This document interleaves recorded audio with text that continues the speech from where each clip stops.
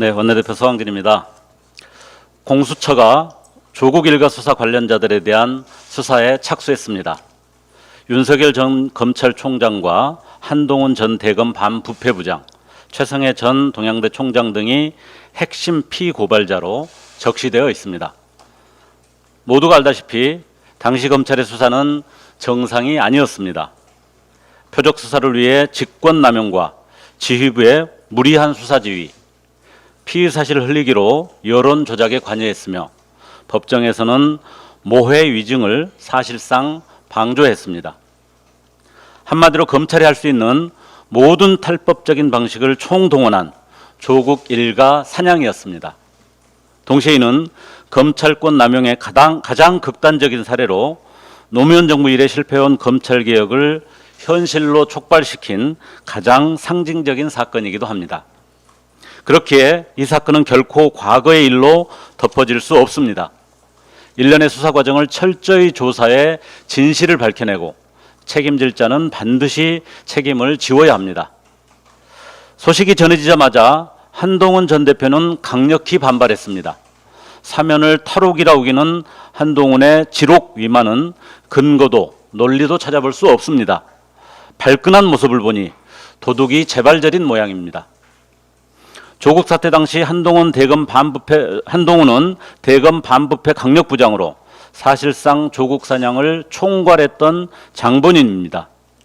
만약 본인이 지휘한 조국 수사가 정상적인 수사였다면 그와 그 일가에게도 같은 수사 잣대를 적용해야 합니다. 본인 딸의 논문 표절과 대필 의혹, 2만 시간의 봉사 시간 등 11개나 되는 혐의들은 본인이 국민의힘 비대위원장이던 2024년 1월 모두 혐의 없음, 불송치로 결론 났습니다. 조국혁신당이 이미 발의한 한동훈 특검법이나 검찰권 오남용 진상조사 특별법을 통해 반드시 진실을 다시 규명해야 할 것입니다. 이는 민주주의와 법치주의를 바로 세우는 문제입니다. 권력을 남용한 자들에게 반드시 책임을 지우겠습니다. 한 가지만 더 말씀드리겠습니다.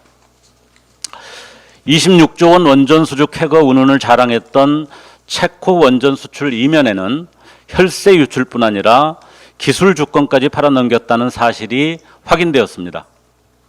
보도에 따르면 지난해 11월부터 한수원과 한전은 웨스팅하우스사와 비밀 협약을 추진했고 비상계엄과 탄핵으로 혼란했던 지난 1월에 이르러 양자 협정이 체결되었습니다. 그런데 밝혀진 협정 내용을 보면 첫째, 수출 원전 1기당 8억 2,500만 달러, 즉 1조 원이 넘는 물품 계약 및 기술 사용료를 웨스팅하우스에 제공하도록 하고, 두 번째로 모든 차세대 원전을 수출하기 전에 웨스팅하우스의 기술 자립 검증을 통과하도록 했습니다. 심각한 불공정 계약, 노예 계약입니다. 게다가 수출 지역에 따라 원전 연료 공급권까지 독점 보장하도록 하고 심지어 계약 기간이 50년에 달한다고 합니다.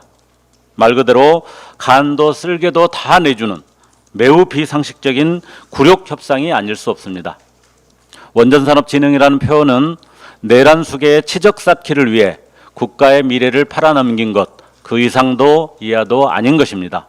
이번 사건은 1천억 원이 넘는 세금 낭비와 공론 분열을 초래한 대왕거래 프로젝트 제2탄이라 할 만합니다.